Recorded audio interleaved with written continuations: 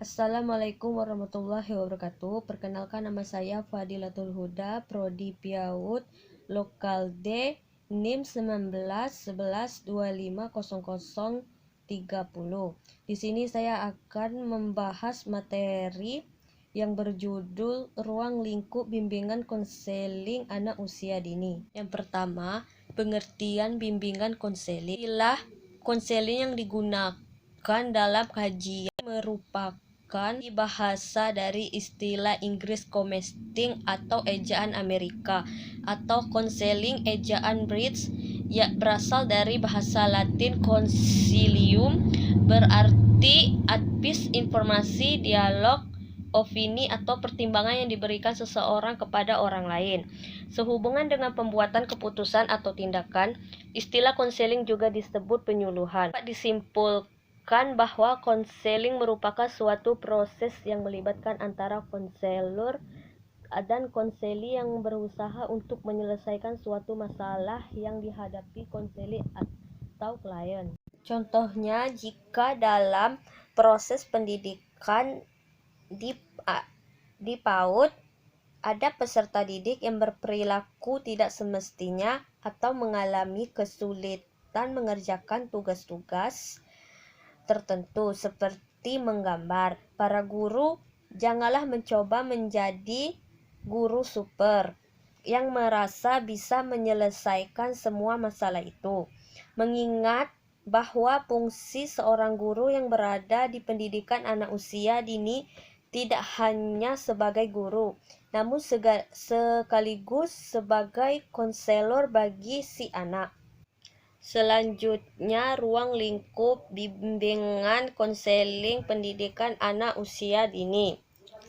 Yang pertama, bimbingan pribadi dan sosial. Bimbingan ini dimaksudkan untuk mencapai tujuan dan tugas perkembangan pribadi sosial anak dalam mewujudkan pribadi yang mampu menyesuaikan diri dan bersosialisasi dengan lingkungan secara baik. Bimbingan ini dapat membantu anak dalam memecahkan masalah-masalah pribadi sosial.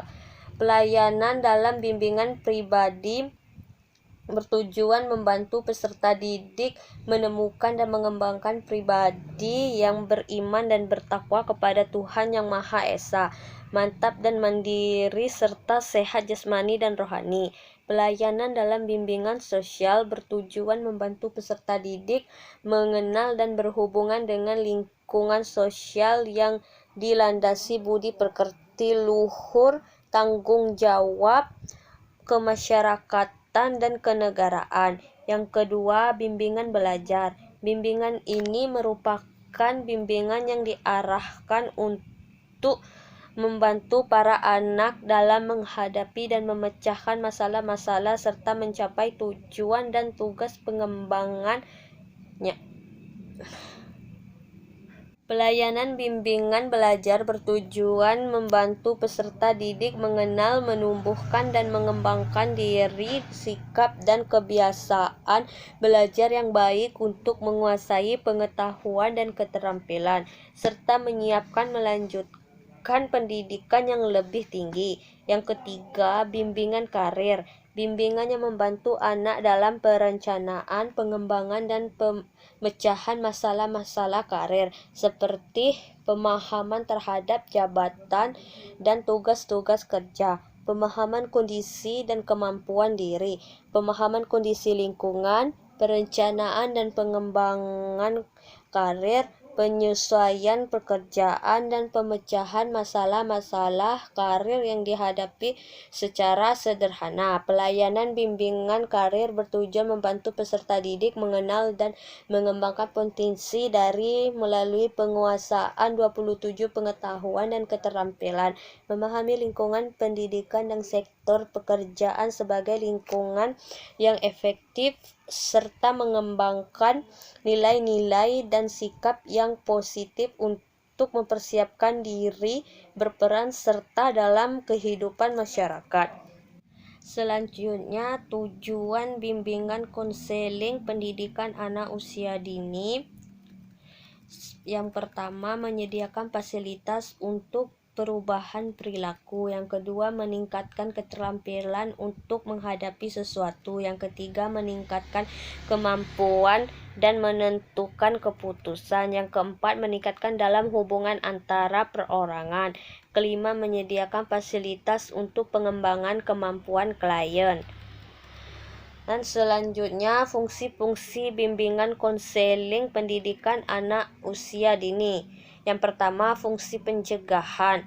Layanan bimbingan konseling dapat berfungsi sebagai pencegahan, artinya merupakan usaha pencegahan terhadap timbulnya masalah dalam fungsi bagi para siswa agar terhindar dalam berbagai masalah yang dapat menghambat perkembangannya. Kegiatan berfungsi ini sebagai pencegahan dan dapat berupa program orientasi, program bimbingan konseling. Yang kedua, fungsi penyaluran. Agar para siswa yang dibimbing dapat berkembang secara optimal, siswa perlu dibantu mendapatkan kesempatan pribadinya masing-masing. Dalam fungsi penyaluran ini, layanan yang dapat diberikan misalnya memperoleh jurusan atau program yang tepat, menyusun program belajar, pengembangan bakat dan minat, serta perencanaan karirnya. Yang ketiga, fungsi penyesuaian. Fungsi penyesuaian dalam layanan bimbingan konseling adalah membantu terciptanya penyesuaian antara siswa dan lingkungannya. Dengan demikian, timbul kesesuaian antara pribadi, siswa, dan sekolah. Kegiatan dalam layanan berfungsi ini dapat berupa orientasi sekolah dan kegiatan-kegiatan kelompok. Yang keempat, fungsi perbaikan. Walaupun fungsi pencegahan, penyaluran, dan penyesuaian telah dilakukan, namun mungkin saja siswa masih menghadapi masalah-masalah yang dihadapi siswa. Yang kelima, fungsi pengembangan. Fungsi pengembangan ini berarti bahwa pelayanan bimbingan yang dapat diberikan membantu para siswa dalam mengembangkan keseluruhan pribadinya secara terarah.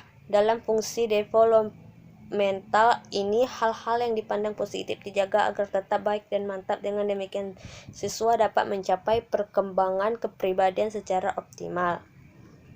Yang selanjutnya, teknik bimbingan konseling pendidikan anak usia dini. Pelaksanaan layanan bimbingan dan konseling untuk pendidikan anak usia dini tidaklah sama seperti kita melaksanakan bimbingan dan konseling di sekolah-sekolah seperti SMA dan SMP, karena anak-anak usia dini masihlah sangat butuh perhatian yang lebih dari anak-anak dewasa. Oleh karena itu, harus memperhatikan teknik pendekatan yang digunakan. Secara umum, teknik yang digunakan untuk bimbingan dan konseling anak usia dini antara lain: yang pertama, aktif. Yang dimaksud dengan aktif, guru harus menciptakan suasana sedemikian rupa sehingga anak aktif bertanya, mempertanyakan, dan mengemukakan gagasan belajar. Harus merupakan suatu proses aktif dari anak dalam membangun pengetahuannya, bukannya proses pasif yang hanya menerima penjelasan dari guru tentang pengetahuan anak usia dini. Maka dengan belajar yang aktif, motorik halus dan motorik kasar harus akan berkembang dengan baik. Melalui belajar aktif, segala potensi anak dapat berkembang secara optimal. Yang kedua, kreatif. Artinya memiliki daya cipta, memiliki kemampuan untuk berkreasi. Peran aktif anak dalam proses pembelajaran akan menghasilkan generasi yang mampu menghasilkan sesuatu untuk kepentingan dirinya dan kepentingan orang lain. Kreatif juga dimaksudkan agar guru menciptakan kegiatan-kegiatan belajar yang beragam sehingga memenuhi berbagai tingkat kemampuan anak. Yang ketiga, efektif. Pembelajaran yang efektif terwujud karena pembelajaran dilaksanakan dapat menumbuhkan daya kreatif bagi anak sehingga dapat membekali anak dengan berbagai kemampuan setelah proses pembelajaran berlangsung. Kemampuan yang diperoleh anak tidak hanya berupa pengetahuan yang bersifat verbalisme, namun diharapkan berupa kemampuan yang lebih bermakna, artinya tidak dapat mengembangkan berbagai potensi yang ada dalam diri anak sehingga menghasilkan kemampuan yang beragam. Yang keempat, menyenangkan. Perlu tercipta suasana pembelajaran yang menyenangkan sehingga anak memusatkan perhatiannya secara penuh pada belajar hingga waktu curah perhatian tinggi. Menurut hasil penelitian, tingginya perhatian anak terbukti dapat meningkatkan hasil belajar. Kondisi yang menyenangkan, aman, dan nyaman akan mengaktifkan bagian neokorteks otak atau otak berpikir dan mengoptimalkan proses belajar dan meningkatkan kepercayaan diri anak. Suasana kelas yang kaku, penuh beban menurunkan fungsi otak menuju batang otak dan anak tidak bisa berpikir efektif, kreatif, dan agresif. Misalnya, para guru menciptakan suasana yang menyenangkan bagi anak-anak. Para guru memberikan pujian bagi anak-anak yang dapat menjawab pertanyaan dari guru. Demikianlah penjelasan materi yang dapat saya sampaikan. Jika ada kesalahan, saya minta maaf. Saya akhiri. Wassalamualaikum warahmatullahi wabarakatuh.